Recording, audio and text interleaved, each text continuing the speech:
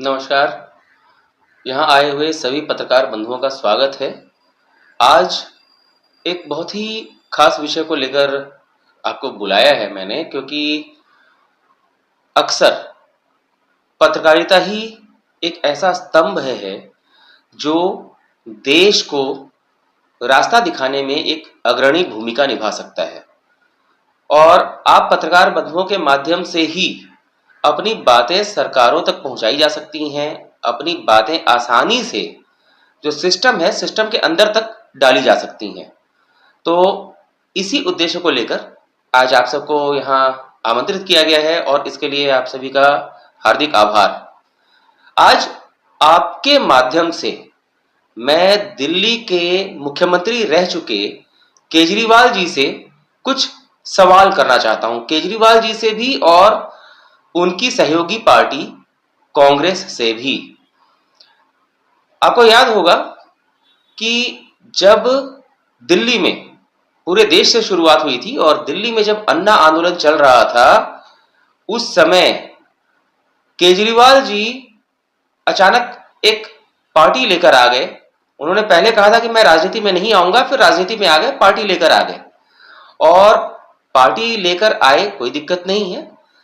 उन्होंने अपना जो मोर्चा खोला था वो खोला था कांग्रेस के खिलाफ। उस समय दिल्ली में आपको याद होगा शीला दीक्षित जी उस समय यहाँ की मुख्यमंत्री थी दिल्ली में, और केजरीवाल जी ने सबसे बड़ा हल्ला बोला था शीला दीक्षित जी के ऊपर, कांग्रेस के ऊपर। उनका आरोप था कि कांग्रेस के भ्रष्टाचार का सबूत है उनके पास, पूरा कच्चा चिट्ठा उनके पास है। तो जैसे ही अगर वो राजनीति में आकर सत्ता में आते हैं तो कांग्रेस के खिलाफ पूरा कच्चा चिट्ठा खोलेंगे और शीला दीक्षित जी को जेल में भेजेंगे। हालांकि क्या हुआ आप सभी जानते हैं, आपने देखा ही होगा कि शीला दीक्षित जी जेल में गई थी या कहीं राज्यपाल बनी थी। खैर, ये तो बातें पुरानी हो गई। अब आपने अभी देखा होगा, पिछले संडे की ही बात है, केजरीवाल जी ने 5 सवाल उठाए थे। जंतर मंतर पर एक जनता दरबार आयोजित किया गया था, उसमें 5 सवाल उठाए थे और फिर उनका ये 5 सवाल जो है, विषय चाहे जो हो, कहा जाता है कि आरएसएस प्रमुख से उन्होंने सवाल पूछे हैं, तो सवाल उठाने में केजरीवाल जी बहुत माहिर रहे हैं। बात बात पर, कोई भी बात हो, कोई तुक हो या ना हो, सवाल जरूर उठाते रहे हैं। तो इसी तरह से आज कुछ सवाल उनके सामने भी मौजूद हैं। आज आप सभी पत्रकारों के माध्यम से उनसे कुछ सवाल मैं पूछना चाहूंगा। मैं उम्मीद करता हूं कि केजरीवाल जी खुद सामने आकर इन सवालों का जवाब दें और केजरीवाल जी के साथ जिस पार्टी के खिलाफ सबसे बड़ा मोर्चा उन्होंने खोला था, कांग्रेस, वो कांग्रेस भी जो आज केजरीवाल जी की सहयोगी है, इंडी गठबंधन की एक सहयोगियों में केजरीवाल जी भी हैं, कांग्रेस भी है, तो वो भी अगर उसको लगता है, कोई जवाब सूझता है, तो वो भी जवाब दे। तो अभी कुछ दिनों से आप देख रहे होंगे दिल्ली में एक बहुत बड़ा मामला चल रहा है वक्फ बोर्ड का, फिर डीडीए बिल्डिंग का, डीडीए दिल्ली डेवलपमेंट अथॉरिटी, और डीडीए की जमीन का, डीडीए की जमीन से संबंधित मामला अभी दिल्ली हाईकोर्ट में आया था और दिल्ली हाईकोर्ट ने उस जमीन को डीडीए की जमीन साबित कर दिया। उसने कहा कि ये जमीन जो है वो डीडीए की है, किसी ईदगाह की नहीं है, किसी वक्फ बोर्ड की नहीं है। और उस जमीन पर पार्क था और अब उसी जमीन पर हमारे देश के राष्ट्रीय गौरव 1857 की स्वतंत्रता संग्राम की वीर सेनानी रानी लक्ष्मीबाई की प्रतिमा स्थापित की जानी थी। झंडेवाला चौक से वहां स्थानांतरित होना था, लेकिन उसको लेकर बवाल मचाया जा रहा है। ईदगाह कमेटी का कहना है कि वो जमीन उनकी है और हाईकोर्ट ने कहा है कि वो जमीन डीडीए की है। लेकिन अब सवाल ये उठता है कि रानी लक्ष्मीबाई जो कि राष्ट्रीय गौरव हैं, उनकी प्रतिमा लगाने को लेकर एक पक्ष पूरी तरह से अड़ गया है कि नहीं लगाने दिया जाएगा। अब इस मामले में मैं केजरीवाल जी से पूछना चाहूंगा, दिल्ली के पूर्व मुख्यमंत्री केजरीवाल जी, आप किसके साथ हैं? दिल्ली हाई कोर्ट के जजमेंट के साथ या ईदगाह कमेटी के साथ? क्या आप रानी लक्ष्मीबाई जैसे राष्ट्रीय गौरव की प्रतिमा वहां स्थापित करने के पक्ष में हैं या इसके विपक्ष में? सीधा सा सवाल है, आप क्या चाहते हैं? दिल्ली हाईकोर्ट का फैसला लागू किया जाना चाहिए या ईदगाह कमेटी की मांग के अनुसार चलना चाहिए? क्योंकि अभी तक का आपका जो रुख रहा है वो कहीं से भी राष्ट्रीय गौरव के लिए कुछ हो या हिंदुत्व संबंधी कोई बात हो, उसके लिए तो आप खड़े नहीं दिखाई दिए हैं। और आपकी जो आज जो सहयोगी है, जो आपकी पहले दुश्मन थी, वो कांग्रेस, उनसे भी ये सवाल हमारा बनता है कि कांग्रेस के नेता क्या कहेंगे जो डीडीए की जमीन कह दिया है जिसे दिल्ली हाईकोर्ट ने, उस जमीन पर राष्ट्रीय गौरव रानी लक्ष्मीबाई की प्रतिमा लगाई जा रही है अगर, तो इसमें आपत्ति आपको है या नहीं? आप इसमें ईदगाह कमेटी के पक्ष में खड़े हैं या दिल्ली हाईकोर्ट के जजमेंट के पक्ष में? छोटा सा सवाल है, बहुत बड़ा नहीं है, ज्यादा माथापच्ची आप लोगों को नहीं करनी पड़ेगी। अब दूसरा मुद्दा, जो पहला मुद्दा था बहुत ध्यान देने का मुद्दा है, अब दूसरा मुद्दा ये है कि आपने देखा होगा कुछ समय से मामला बहुत सामने आ रहा है, वक्फ बोर्ड ने दिल्ली में 6 मंदिरों पर अपना दावा ठोका है। 6 मंदिरों को उसने कहा है कि ये उसकी जमीन है, और डीडीए की बिल्डिंग पर तो दावा ठोका ही था। तो अब जिस तरीके से वक्फ बोर्ड एक बहुत बड़े भू माफिया के रूप में काम कर रहा है, जो दिख जाए वो उसकी संपत्ति हो गई, जिस चीज पर नजर चली गई वो उसकी हो गई। इस मामले में आप किसके साथ हैं?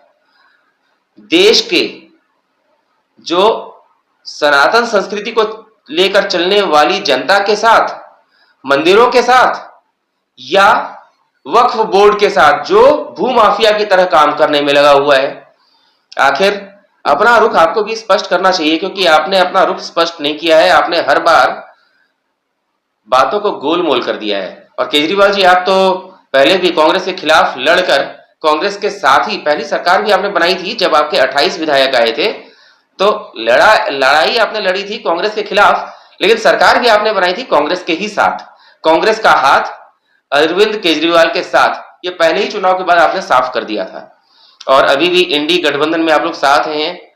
तो ये सवाल तो उठता ही है कि आप वास्तव में भ्रष्टाचार के खिलाफ हैं या भ्रष्टाचार के साथ हैं? आपके पास तो बहुत सारा कच्चा चिट्ठा था कांग्रेस के भ्रष्टाचार के खिलाफ। आखिर वो कहां गया?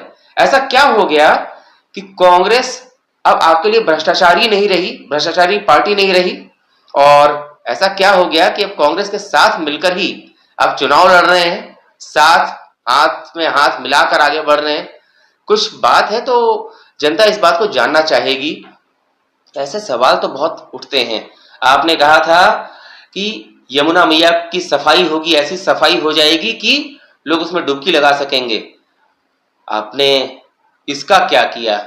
आज भी यमुना झाग से भरी हुई है, प्रदूषित है, लोग उसके आसपास से गुजरने के समय अपने नाक पर रुमाल रखने को मजबूर हैं। इसका क्या जवाब देंगे केजरीवाल जी?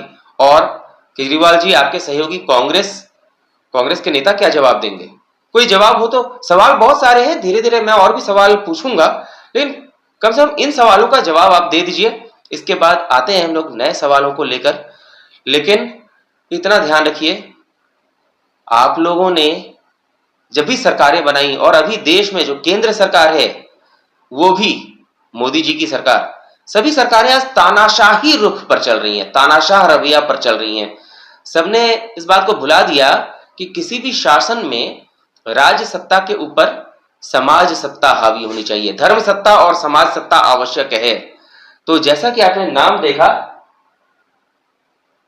समाज सत्ता के बारे में सोचिए, क्योंकि समाज ही आपको सत्ता में लाता है और समाज ही आपको सत्ता चलाने की अनुमति देता है। हमारे पास तो राइट टू रिकॉल का अधिकार भी होना चाहिए। कि अगर आपने हमारे हमारे अनुसार, जनता के अनुसार, समाज के अनुसार काम नहीं किया तो आपको आपके विधायक पद से, सांसद पद से वापस बुला लिया जाए। इसलिए समाज सत्ता आपसे सवाल कर रहा है। समाज सत्ता की तरफ से मैं आपसे सवाल कर रहा हूं, और मेरे साथ दिल्ली की, देश की करोड़ों की जनसंख्या आपसे सवाल कर रही है। आप बताइए आप किसके साथ हैं? जो डीडीए के पार्क पर रानी लक्ष्मीबाई की प्रतिमा लगाने का मामला है, उसमें आप दिल्ली हाई कोर्ट के जजमेंट के साथ हैं या ईदगाह कमेटी के साथ हैं? दूसरी चीज, वक्फ बोर्ड ने जिन मंदिरों पर दावा ठोक दिया है, लगातार उनका दावा का दायरा बढ़ते जा रहा है, कई सड़कों पर भी उसने दावा ठोक दिया है, तो इस मामले में आप किसके साथ हैं? देश के साथ और देश की जनता के साथ, या वक्फ बोर्ड के साथ? मतलब देश की जनता की तरफ आपका झुकाव है या एक भू माफिया का रूप ले चुके वक्फ बोर्ड के साथ? तो ये सवाल है। उम्मीद करता हूं कि आप इसका जवाब देंगे, और आप सभी पत्रकार बंधुओं से भी कहना चाहूंगा कि इस बात को हल्के में मत समझिए। ये एक बहुत बड़ा मामला है। हमारे देश में एक बहुत बड़ा षड्यंत्र चल रहा है, ऐसा षड्यंत्र चल रहा है जिसने राज सत्ता को ही तानाशाह सत्ता बना दिया है। इसलिए आज धर्म सत्ता और समाज सत्ता को सामने आना आवश्यक है। आप लोग देश के लोकतंत्र के चौथे स्तंभ हैं, तो हमें उम्मीद है कि इस काम में आप हमारा पूरा साथ देंगे। देश को, भारत को, हिंदुस्तान को एक देश, एक राष्ट्र बनाने में आप साथ देंगे। हिंदुस्तान को हिंदुस्तान बनाना है, हिंदुस्तान को कुछ और नहीं, हिंदुस्तान को सिर्फ और सिर्फ हिंदुस्तान बनाना है। इसमें आपका साथ चाहिए। नमस्कार।